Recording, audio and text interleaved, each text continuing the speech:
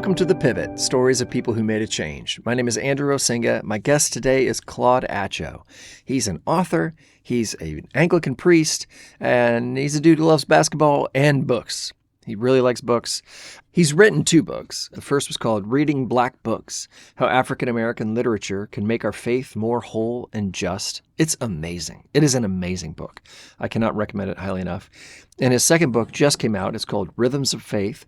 It's a devotional pilgrimage through the church year. We got to talk a lot about that book in this conversation. What does the church calendar actually mean? What does it look like? And what does it mean to apply it to our daily lives, to our careers, to our communities, to our relationships? Super fascinating. Claude's just a cool dude. I follow him on Instagram and Substack, and he's always recommending books, and he's recommended a lot of books that I've read and loved. And so when he recommends other things, I am kind of assuming now that I'm going to love them. And that's also why I trust his writing. And it was so fun to get to actually meet him and talk with him, and just learned a ton in this conversation. And I know you're going to love it. So this is my conversation with Claude Atcho. You are in Charlottesville, Virginia, is that right? Yes. Okay, but that's not where you're from, correct? No, yeah, originally from Seattle, Seattle suburbs, Linwood, Washington, about 30 minutes north of the city, depending on the traffic. So that's where I'm from originally, and spent some time, formative years in Lowell, Massachusetts, about 40 minutes north of Boston, and kind of bounced back and forth between those two places growing up. Oh man, so just coast to coast. Coast to coast, yep, east and west, yep. Come on. Okay, so you clearly care a lot about books. You wrote your first book was about reading. Yeah. And I've followed you on Instagram for a while, and you're constantly like, here's a list of 7 books you need to read right now. Here's what I'm reading right now. Oh, you should check out this book. Were you a reader as a kid? Were you always into that? Or is this something more recent for you? This has been a kind of lifelong thing for me. I definitely remember as a kid really enjoying going to the library. I remember, checking out a ton of books and then sort of like having them by my bed and being like, oh, I read a chapter of this one, then I'm going to read the chapter of this one, and then this one. And, just sort of, just enjoying the fact that, people are creative and they've taken time to, capture stories, write them down, or tell somebody else's story, say in a biography or whatnot. So I've always really enjoyed books and, just found them fascinating. And so I'm always gravitated towards something and kind of read by whimsy, something I'm interested in, I'll pick it up and go with it. And can also think back, as certain books that kind of mark these different transitions in my life. And that's a cool thing as well. Huh. Yeah. What are some of those books that have marked big transitions for you? Yeah, I think about, so I think in high school, and late in high school, and all throughout high school is kind of just a weird age, I think for a lot of folks, right? Trying to figure out a lot of things, kind of, who we are as we're kind of getting ready to maybe leave the nest, and kind of how we fit in alongside others, and maybe coming to the realization of, things that maybe I hoped would take me in a certain direction, maybe like a sport or something like that, maybe wasn't going to do that. So kind of all of those, jumbled up. So I do remember late in high school reading, wanting to read like the classic books to kind of see, sort of see what I could learn from them, but also to kind of like show that I could sort of hang intellectually and kind of like show that I'm growing and I'm maturing. So, one book that sticks out to me, kind of part of that time, is The Picture of Dorian Gray by Oscar Wilde. Yeah. Which, just as a recap for listeners, it's the story of, a really sort of handsome, compelling young man, and one of his mentors is kind of, obsessed with him and paints this portrait of him, in which Dorian's soul is sort of like transposed upon the portrait, and he can now do all these things and never age, and kind of get away with all the hedonism and never sort of quote unquote suffer the consequences. So it's a pretty strong morality tale. But I remember reading that, as I'm getting ready to kind of like venture out into the world, and sort of thinking like, oh, okay, like this is a warning on what it means to seek the good life, maybe in the wrong direction. So that stands out to me as one of those kind of transitional books. Yeah. Oh, I bet. I had a very similar experience. I dropped out of college after my freshman year and lived in a van with a bunch of other musicians, and would go when we'd play in these towns, would find used bookstores and would just grab, the cheapest copy of the smartest sounding books that all my friends who were in college were reading. Turns out they weren't reading them because they were reading. And but I would just sit in the back of the van and read, Steinbeck and Hemingway and Tolstoy and whatever. And that was probably a better education than had I stayed in college, I think. Well, tell me about your childhood growing up in Massachusetts and Seattle outside of reading books. What was growing up like for you? Yeah, growing up for me was interesting. I grew up only child, so so always very very appreciative and dependent on friends, for a lot of things that maybe you would turn to siblings for, right? Companionship, but also a good type of rivalry, joking and kind of like figuring out your place. So I feel like growing up, I was really fortunate to have good friends, and I definitely have a lot of memories, both in growing up in Washington and in Massachusetts, of kind of like the sort of a bit of the idyllic childhood in terms of like walking up the street down a block and like hanging out with a bunch of my buddies, So like I really, really enjoyed that. And so I feel like we got into a lot of cool adventures, telling stories, the good type of trouble, that kids should get in, that sort of stuff, right? So I remember a lot of that. So I feel like, friendship was definitely a big part of my childhood. I was really fortunate to experience that in a really kind of down the street embodied sort of way, growing up in both places. You mentioned earlier in passing that realizing that maybe sport wasn't going to be a thing for you. Were sports something that you cared a lot about? Yeah, I did and do, yeah, and I think they're the communal aspect of sports, the bond that comes from playing with others, playing against others, and then also the ability, also as an individual to sort of demonstrate competency and mastery. So the sort of unique fusion, I think, of kind of the individual and the communal. So that's definitely part of what I love about sports. And more recently, I've been thinking about sports as sort of, our closest, oftentimes our closest simulation to war. It's sort of like, are these fan bases cheering and all this sort of stuff. And it's sort of like, okay, hopefully as we learn to love one another, we fight less wars and we play more sports. So I've been thinking about that recently. But yeah, definitely growing up, I loved sports, and then also, came to realizations of like most young boys will, like, oh, pro athlete is probably not in the cards for me, and so what does that mean? And how do I experience that sort of transition of like my future, right? Actually, this taste of realism, it's like, oh, okay, I'm probably not going to play in the NBA. So what does that mean for how I find kind of my place in things? Yeah. That was a painful realization for me. I was convinced I was going to be on the Chicago Bulls. I grew up south of Chicago and in the 90s, and that was everything. Yeah. What was your sport?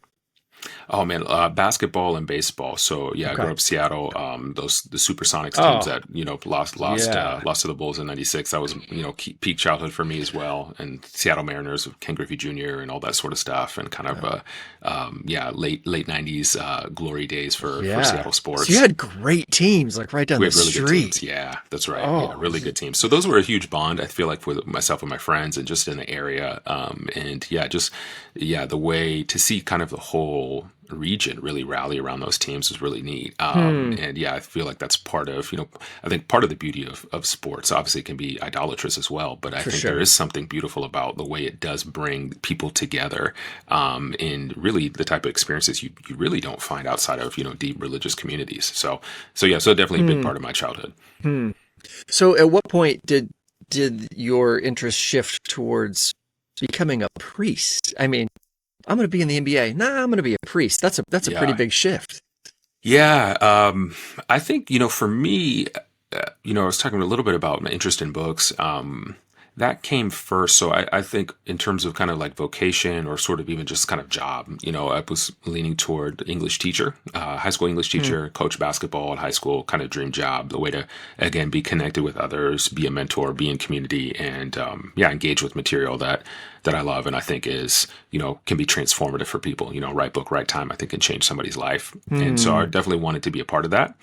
And I was moving down that track, and in mid undergrad, I would say, I had a really profound encounter with God's grace in a way that was deeper than what I had experienced growing up as a kid, and I think it was a sort of like a reawakening to what I had known. And yeah, I think the truth about how deep God's grace is, that it covers. It truly covers my brokenness and truly covers my sin. It also covers and heals all the good things that I do for all the wrong reasons. And I think that sort of encounter with Christ and His grace was really transformative to me in a deep way.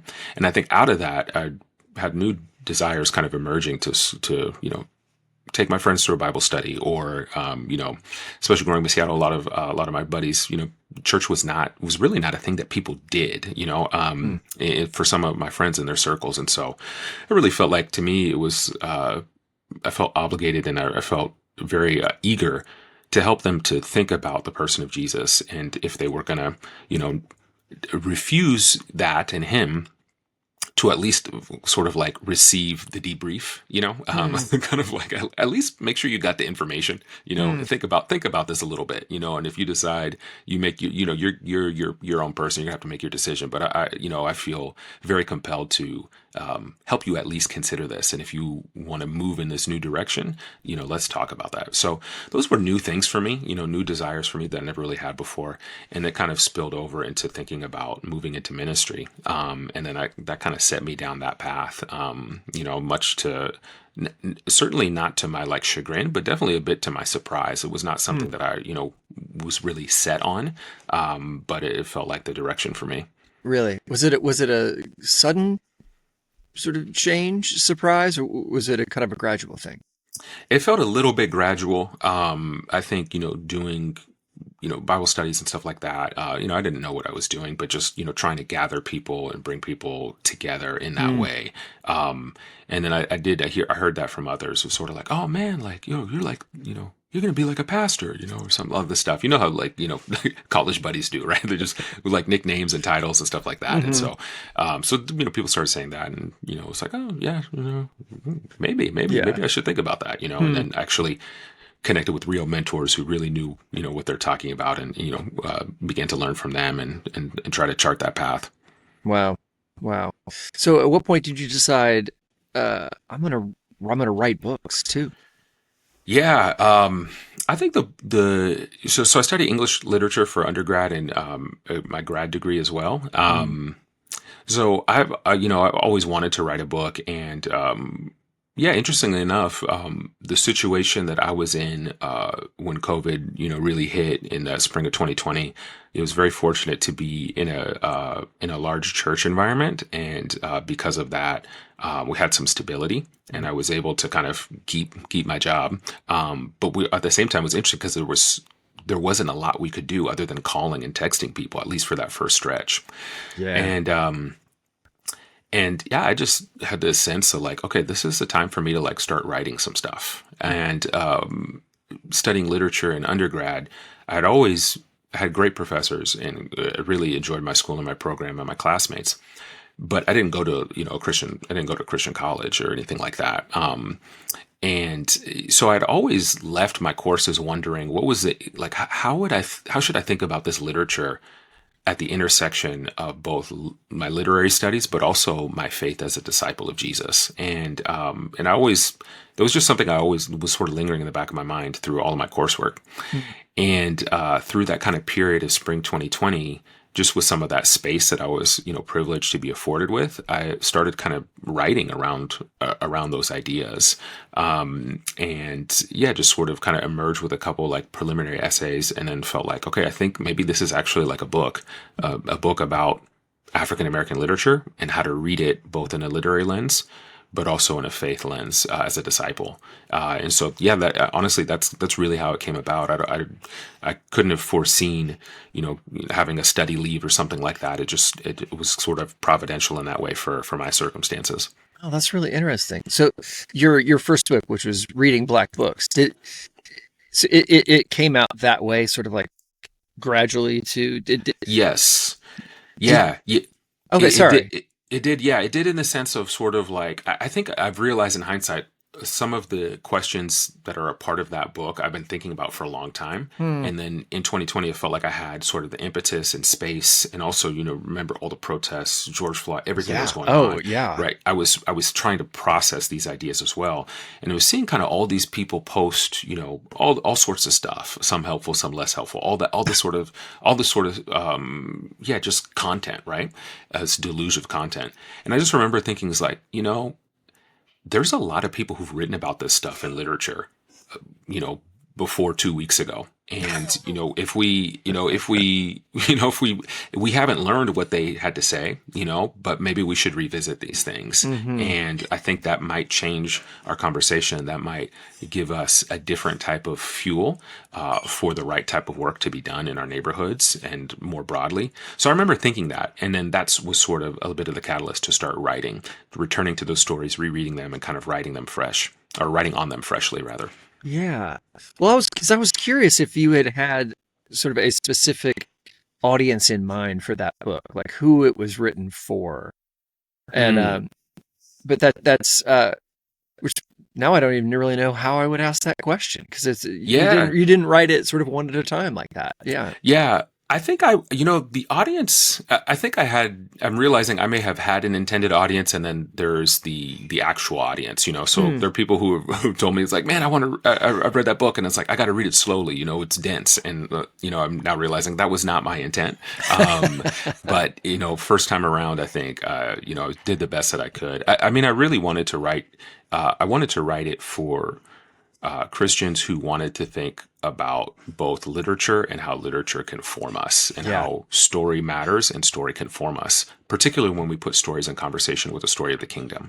So I kind of work through classic texts of African American literature and then read them in a literary lens, but also in a theological lens, to kind of highlight particular questions and themes. So I think the type of people who want to or are drawn to novels and recognize novels are not just for like passing time. Yeah. And poems are not just for alleviating boredom. Like, there's something unique about story and language, and it can do something in us that sometimes other things can't do. So I wanted to write something for folks who are drawn toward that persuasion, or would like to be. Well, one of the things I loved about that book was you referenced just a number of books that I had read in the past, and reading your take on it, and the way you, like an English teacher would, went, oh, I never saw that. Oh, I never saw that. It was, you did exactly what my great English teachers did when I was in high school, and what I hope to do as a songwriter and producer, is help people go, oh, did you see this? Did you see that? Did you know this? He's talking to you. He's talking to you. And you just did an amazing job of that. So just to everyone listening, read that book and then read all the other books. Yeah, please. Yeah. Yeah, it's really good. Well, and then you just wrote another book that came out, well, when we were recording this, it came out this last week, but Yes. A little time will have passed. But first of all, congratulations. That's Thank huge. you, Andrew. Thank you. And this is a much different kind of book. Would you tell us a little bit just about the book in general? Yeah, absolutely. So my new book that has just come out October 14th, 2025, is Rhythms of Faith, a devotional pilgrimage through the church year. And it's a devotional through the church year. It is as promised. And it is, it's good when books hopefully live up to their title. It's not a cookbook, guys. Yeah. Well, this is not at all what I thought it was. Yeah. That's right. Yeah. It'd be very, very disappointing. So it really is. It's a guide through the church year devotionally, and it's the type of book I'm excited for people to experience as the sort of book that you can have on your coffee table nightstand, and when you want to go deeper into a certain season, or you want some spiritual nourishment, you can have it as like a trusted friend, and you can turn to it. I'm not the biggest devotional book person myself, so it's interesting to write one. So I tried to write one that I was like, I think I would like this. I love that. I love that. Yeah. I think for me, a lot of devotionals, and this is part of why I'm drawn to the church year, I think a lot of devotionals, they're sort like the everyday thing, or they lose me with the call to discipline. That's not my strong suit. So I need more guidance, and I need a wider frame of structure that I can kind of move around inside of. And so I tried to write a devotional that could work for those type of people. What do you Through mean the by a frame of the wider church year. frame of structure? Yeah, I think something that guides me beyond do this every day at this time. I need a bigger frame for my life. So I think one of the gifts around the church year is that it calls us and sort of the in terms of definitions, kind of the church year is the liturgical calendar, the sort of seasons and cycles that move Christians around the life of Jesus. And I will often say, Easter and Christmas, and Good Friday, like we recognize those as important dates, right? And the church calendar has those situated in a larger frame. Yeah.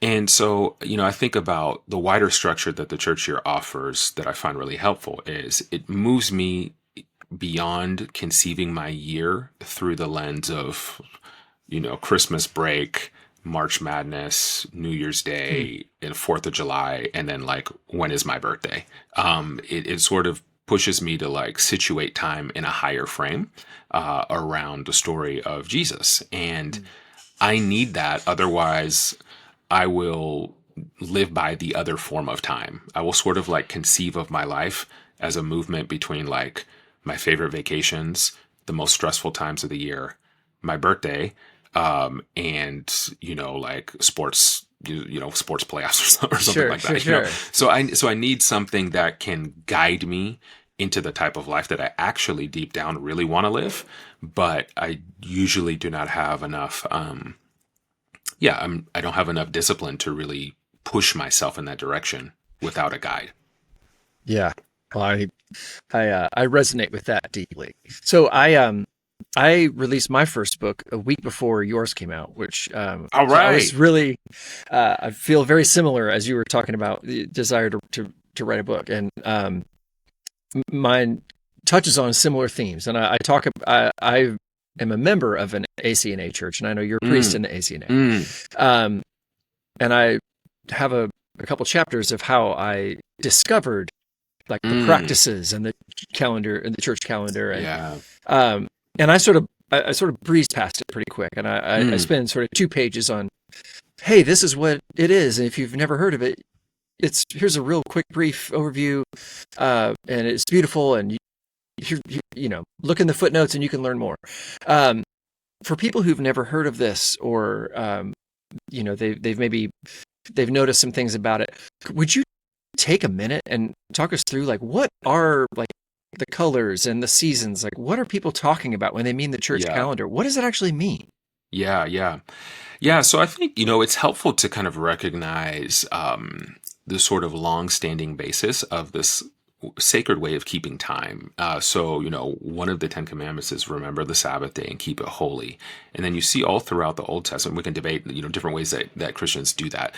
But all throughout the Old Testament, there are these instructions to kind of commemorate these moments of the people of God's life, which are really moments defined by God's actions towards them and for them. So Passover, Feast of Booths, and obviously, right, we know that particularly around the resurrection of Jesus, right, as the Lamb of God. And we think about that with Easter, right? Its own sort of, Jesus as our new Passover lamb in that sense. So there's kind of this recognition that we already have, that there's kind of these certain moments of time that are special and set aside because they point to what God has done for us. And in a real way, we're still kind of like living out that truth and that story. So it's still shaping us today. And the church here is the sort of full frame of walking that story of what Jesus has done for us and who we are defined by him throughout the whole calendar. And so you kind of have, I think of it in 3 movements, kind of building on the work of other people. You have the cycle of light, which is God coming into the world, God coming among us in the birth of Jesus. So you have Advent, you have Christmas, and then the season of Epiphany, the season of Revelation. Think of the story of the Magi, right, where the nations are now starting to see, oh wow, this is the promised child. So you have that cycle of light. Then you have the cycle of life, which is what God has done for us, for our salvation. And here's where we move to Lent. We think about Jesus' temptation in the wilderness and his movement to the cross, Good Friday, Easter season, and Pentecost. So cross and resurrection. This is what God in Christ has done for us. So cycle of light, cycle of life. And then thirdly, and I like things in three, the cycle of love. And now this is the season in the church here that's called ordinary time. The first time I heard that, I thought like, oh, okay, the boring part of the year. And then I very quickly learned that this is actually not the definition. So that was a good thing for me to learn. But it's actually ordinalis, which is sort of indicating counting from, or Latin for numbers or counting, something to that effect. And it's sort of counting the Sundays from Pentecost, counting up. And it's sort of this time where the other seasons, the sort of major realities of God entering human history in Christ, Christ living, dying, resurrecting, and ascending, and sending his spirit. It's ordinary time is where those major movements of the story of God sort of like reverberate into our ordinary lives, our day-to-day lives, week by week, Sunday by Sunday, day by day. And now we live out the story of Jesus as people who follow him in real life, wherever we are. And so that's kind of the season of ordinary time. And that season is marked by the color of green, which I think is really fitting because it's sort of like, things growing slowly over time, this color of growth and transformation.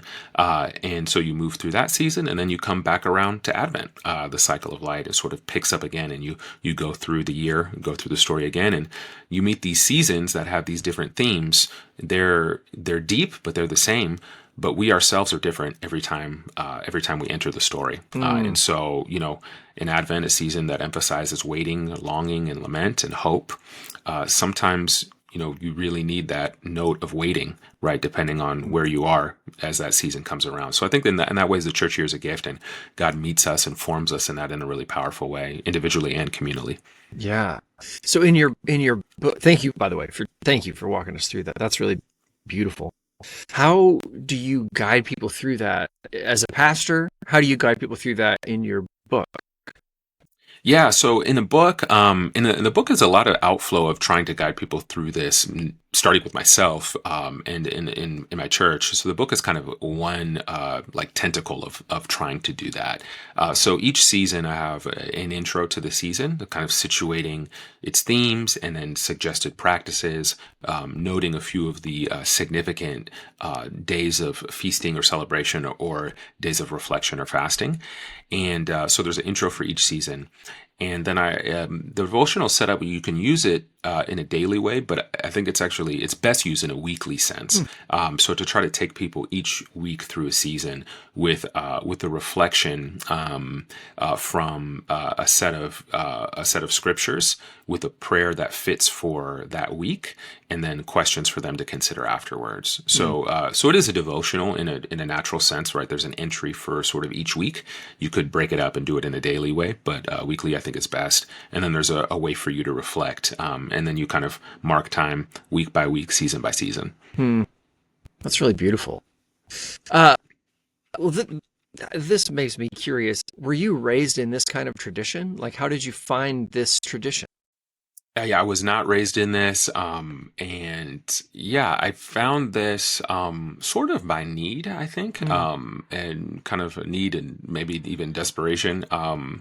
So I had been pastoring, I want to say, maybe not quite 10 years, maybe 7 or 8 years. And I think I was looking for something more rooted, a way to kind of anchor me. And I think I was coming to the realization that, if I want to be a pastor for a long time, I'm going to need a lot of help. And I'm going to need something that can kind of anchor me, not just like personally, but anchor what I'm doing in church. And I had realized from some of my friends that they had a little bit more of that than I had.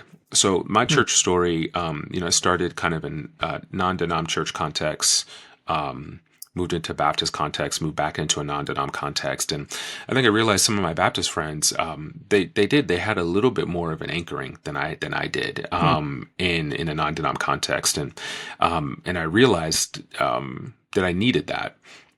And, as I was kind of looking for that, I came across the Book of Common Prayer, used by Anglicans, and that was very helpful to me to have prayers sort of written, to have kind of deeply biblical and historic kind of a rhythm for prayer. That was a great gift to me. And I think as I sort of began to receive that, I started to recognize, oh, okay, this is sort of one part of a family heirloom that I think is available to all believers. It's not just sort of these prayers, but also a way of worship that is historic and responsive. Sometimes we'll call liturgical worship. And then also this calendar, this way of marking time around Jesus' story. So I kind of discovered those out of a need, and started to move in that direction. And then, eventually actually kind of switched lanes in terms of the church stream that I was in, from a non-denom setting into an Anglican church liturgical context, and have been swimming in that water since. And thankful and receiving some of that nourishment from it. How long has that been now? That was kind of, I probably started using the prayer book, maybe late 2018, and then like officially, moved, changed positions in cities and states, in spring 2022. So I'm coming just about 3.5 years. Wow. So that's a big transition.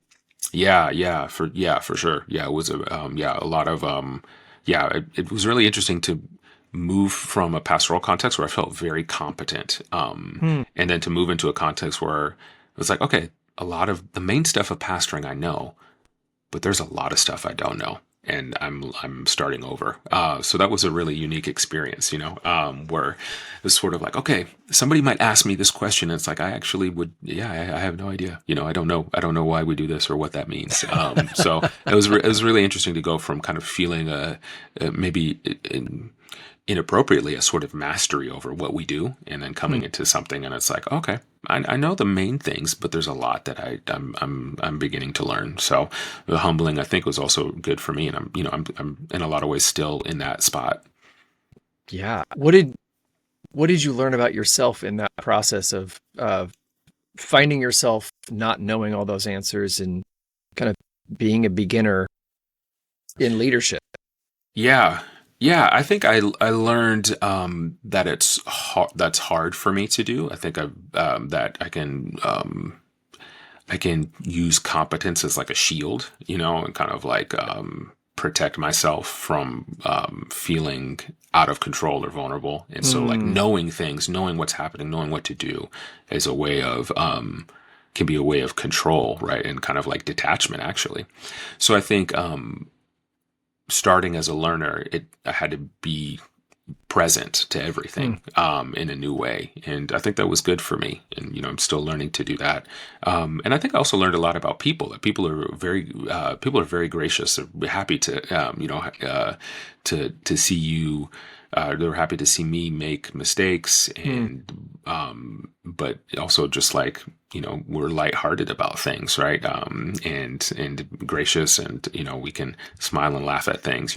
Especially if our sense of self is secure in God's love, then you can definitely do that. So I think I learned that, like, okay, people are more patient than maybe what I would have expected, or more patient toward me than maybe I am toward myself. Yeah. Wow.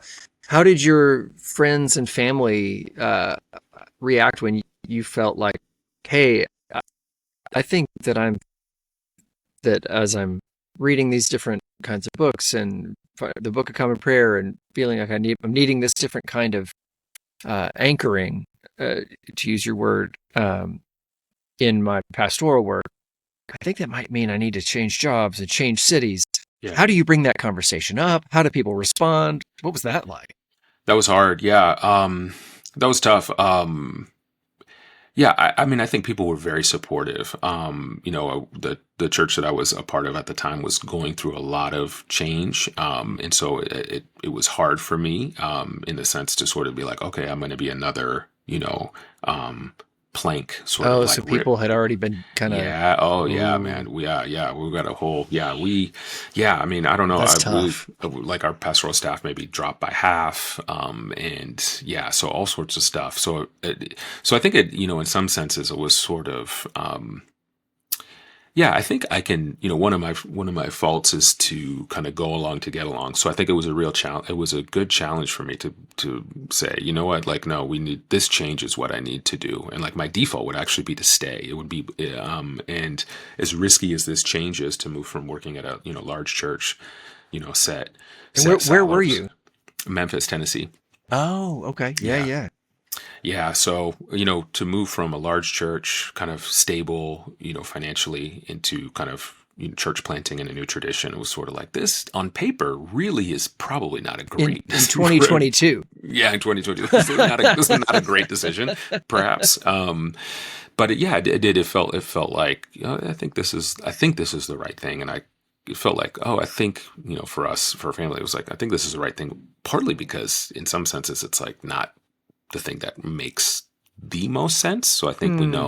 we know there's maybe something here. There's a pull from the spirit here. Hmm. Yeah. So I think so a lot of people supported, but it was also difficult. And then for me, and yeah, it was also challenging to think about this, like presenting this to my family, where like this is my job and my vocation as a pastor, but also like it's also my life, as a and with my wife and my kids, and I'm the one who wants to make this change. Nobody else said they want to do this, so that's a challenge, right? Yeah. And that's in part of our family story and part of my wife's story, as well, to kind of like, okay, what does this mean then, and Hmm. how does she inhabit that and all that sort of stuff. So yeah, definitely. Not easy. I was helped reading like I think Necessary Endings, maybe Henry Cloud, like these books on like Yeah. transitions, like Heard of trying to. that book. Yeah, Yeah. yeah. I read it really quick. There were definitely some really helpful things in there. I think there's a seminary president, maybe Michael Lindsay, Gordon College, who wrote a book about Oh, okay. life transit, like trans. So I remember trying to read things about this, like how do people think about these major moments? Hmm. I think I also realized, like there's major transitions happen in people's lives all the time. I All think the time. and I think I just not aware of that. Like I think I feel like I'm like, oh, I'll do this forever.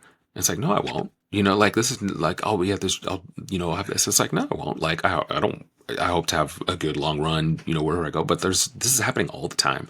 So I think I realized that, and I realized, oh, okay, based on that, I haven't really thought about how to go through that process, even though it's a kind of a constant one. So I try to Yeah. read on it, talk to mentors, but yeah, not easy, and not the most enjoyable state to be in, kind of that liminal space. But yeah, here we are now. So yeah. Man, I worked at a record company for a long time. I've had two real jobs in my life. They were both at record Mm, record companies, mm, and the second one, I had been there for a few weeks, and I was in over my head, and it was in kind of a panic. And the president called me into his office, and I thought I was going to get yelled at. And he was like, "Hey, man, I just want you to know, like, you're okay, and it's just a job, and you're not going to be mm, here forever, and that's good. So mm, just relax and enjoy this season." And it was like mm. the most freeing gift he could have Wow. possibly given me.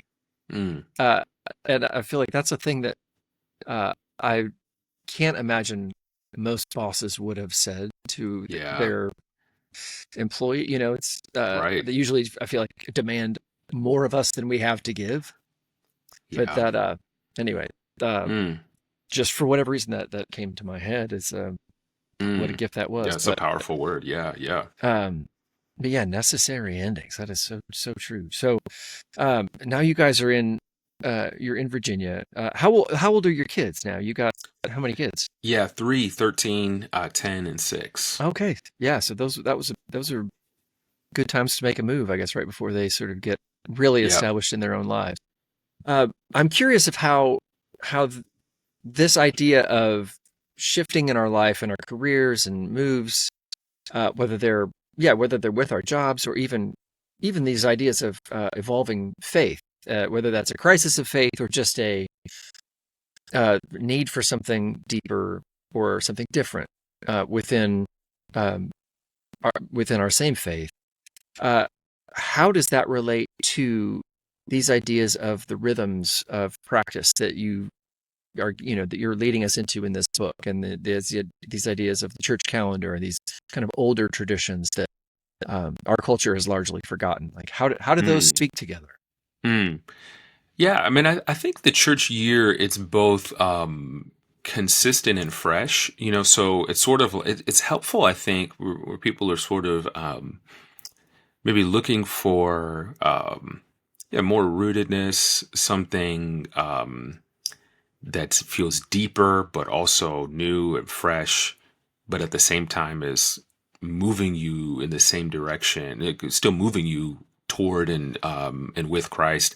I think the church year is in a lot of ways a gift in that sense, because you have these designated movements where you're called to certain things. And so there's sort of this holistic spirituality that I think the church here offers. So, like, for example, Easter is, one of the shifts is moving Easter from one day into recognizing this is a whole season of 50 Yeah, days of that blew my celebration. mind. Yeah, but isn't that so great? We're sort of like, oh, okay. And for some of us, that's the type of stretch that we need to go deeper, right? Because, celebration is a discipline. It is important. It does take work, which is why we usually don't do it. And it is the type of thing that's the only fitting response to a gift so great it could never be repaid, is to just rejoice in it with other people. And that's the response to the truth that Christ is risen, and that there's life in His name. And so I think where people are like, I want to go deeper faith, it's like, okay, Easter, embracing Easter as a season could really be that thing that actually you need, even though you don't know that you really need it. Hmm. And it will take you deeper into the truth that that the resurrection changes everything, and now you have a way to experience that tangibly in your life through celebration in community. And then you have like a season, coming out of that. You think of Pentecost or ordinary time. It's like, okay, now how does that truth of the resurrection that we've celebrated, how does that spill out into a life of service? And, Hmm.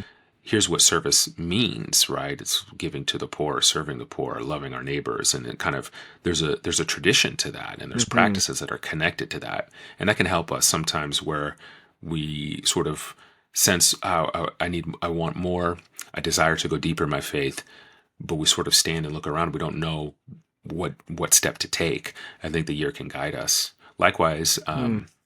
a season like Advent, where or Lent, or maybe even Lent, since we're talking about Easter, discipline, where it's sort of like, okay, yeah, we have a time of intentional intensity to our spiritual practices, and we recognize in the church years, like, you can't do that all the time. You're going Hmm. to fry yourself, right? But there is a season in which we intentionally sort of, in a way, not literally, but kind of like double down, and we say, okay, I am going to be diligent in my pursuit of God in this season as preparation for the celebration that's coming.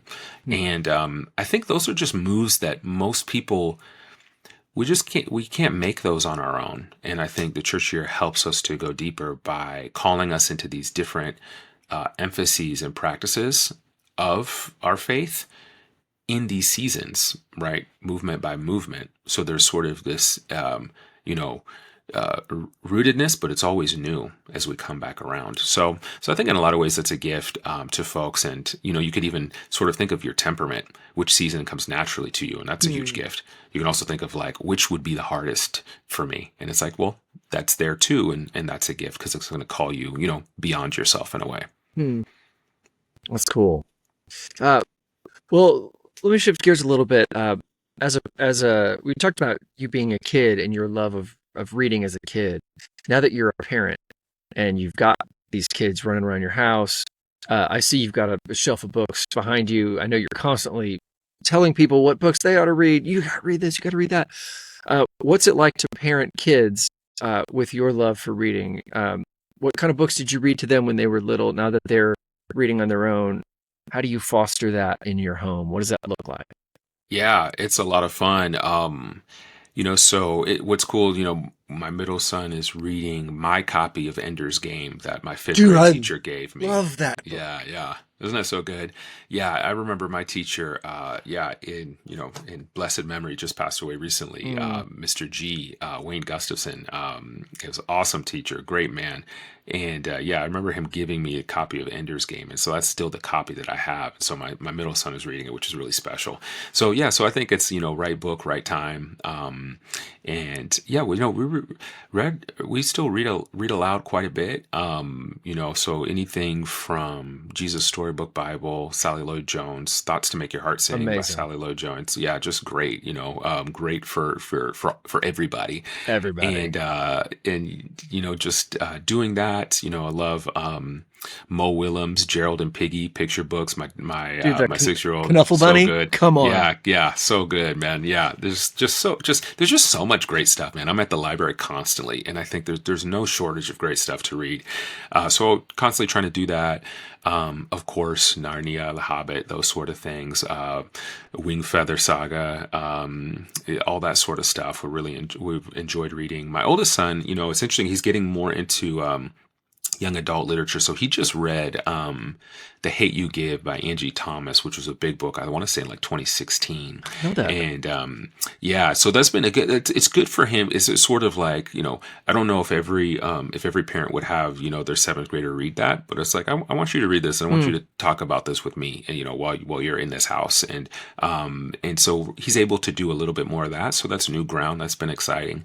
He reads a lot of Walter Dean Myers, wrote a lot of great books, really centered on African American protagonists and community.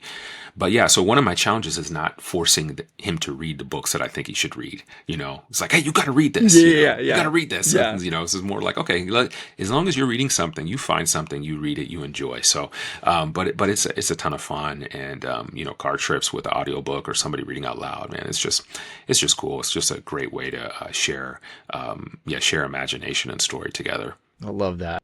Well, you mentioned the Wing Feather Saga. So Andrew Peterson is one of my good friends. We played a ton of music together. Awesome.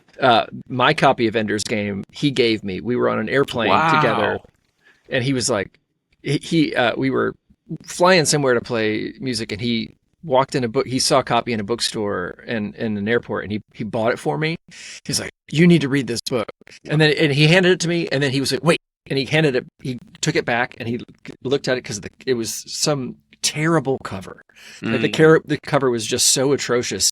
He ripped off the cover, shoved it in his pocket. It's like, the cover will ruin the book for you. And then he handed it back to me. So I have a copy of it on my shelf without a cover. Coverless copy. I love it. Yeah. And it was the right move. I saw the cover later. I was like, oh, that is terrible. Well, it's okay. So I'd love to, ask another question of what you just talked about with you talking about how your son is reading. This is something I've been thinking more and more about. I was raised in a home, and a lot of my friends were too. This is not to dog anything about the good people that were doing, I think, the very best. There was a whole culture, the way that I was raised, and a generation that was raised to sort of keep Christian kids safe. And let's read Narnia, but let's not read whatever this dangerous book, this book that's going to have language or violence or sex or something in it that's worldly. Now, of course, all that stuff's in the Bible, but we're going to not talk about that.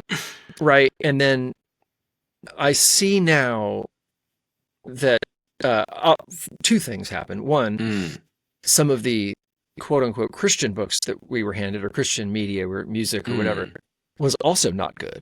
It just was not good in a different way. It didn't have bad words, but it wasn't good. Right. And some of the things that we were being kept from was great. Right. And so, as opposed to being kept safe, maybe what we needed was to be taught discernment. Yeah.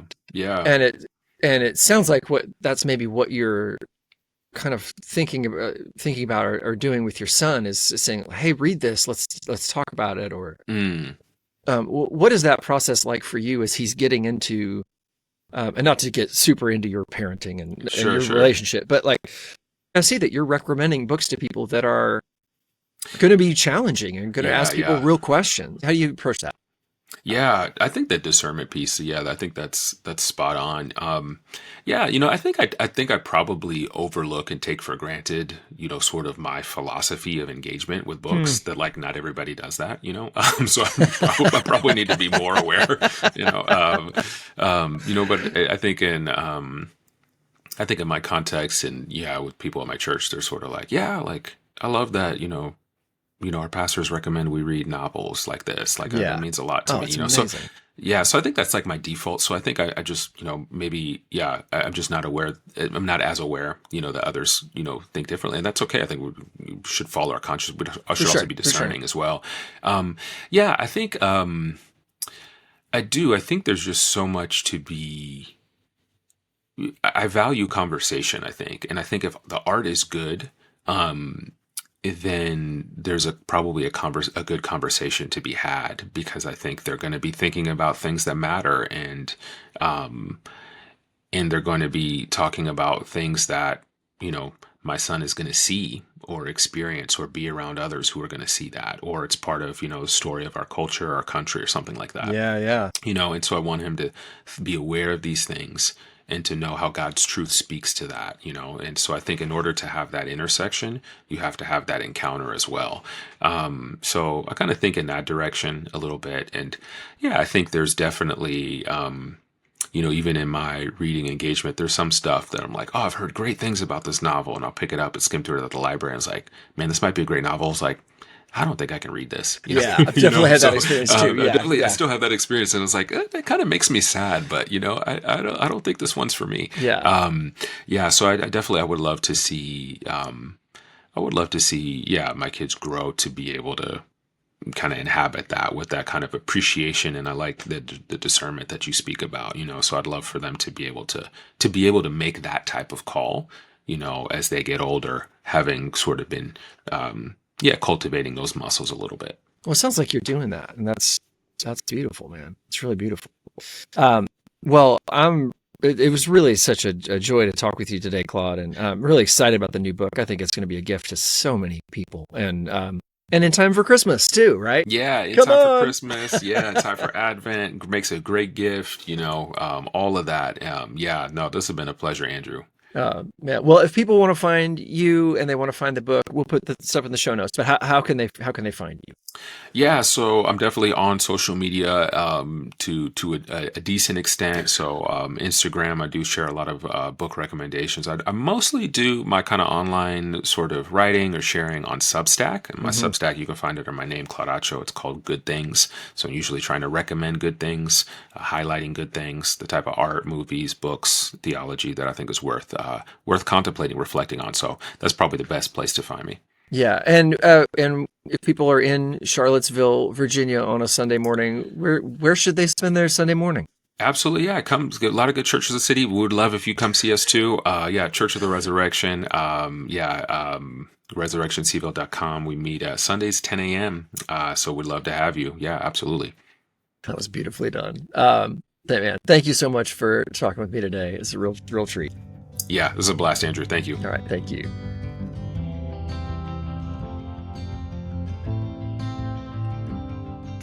I love the subtitle to Claude's book, Rhythms of Faith. He calls it a devotional pilgrimage through the church year. And this idea of pilgrimage is something that I've been thinking about a lot, that we as Christians are not home here in this world, that this is not where we ultimately belong, and that the church calendar and that these just rhythms of relationship with Jesus are a way to remind ourselves that this is not a place to be ultimately comfortable, but that we find comfort with Him. And I didn't get to talk to Claude about that. I thought about it later, but it's been kind of resonant with me how just kind of wonderful that phrasing was. It's fun when you have a conversation with somebody and then you keep thinking about it. And I've been just thinking about this conversation since we talked, which means it was a good one. Obviously, you should probably get that book. You should also get his first book, Reading Black Books. It's really great.